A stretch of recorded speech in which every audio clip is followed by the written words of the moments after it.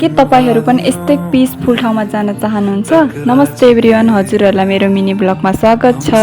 आज चाहिँ हामी ललितपुरमा रहेको सिकली चौर घुम्न गएका थियौं र यो ठाउँ चाहिँ ड्राई पिकनिकको लागि र डेटिङको लागि अनि फ्यामिलीहरु जानको लागि एकदम रमाइलो छ। त्यहाँ चाहिँ मन्दिर पनि रहेको छ र राम्रो राम्रो चौतारा बस्ने ठाउँहरु पनि एकदम राम्रो रहेको छ।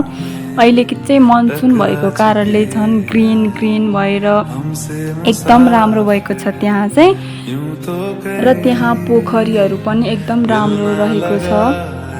र हजुरहरुलाई केही खाजा खान पर्यो भने त्यहाँ पनि पसल रहेको छ, घरबाट पनि लानु पर्दैन, त्यहाँ सबै थोक पाइन्छ।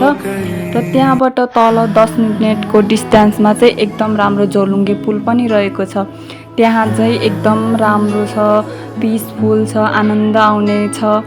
र आज हामी चाहिँ सबैजना घुम्न गएका थियौं, एकदम रमाइलो लाग्यो, एकदम बेस्ट लाग्यो, एकदम घर आए पनि मन चाहिँ त्यही नै हुने।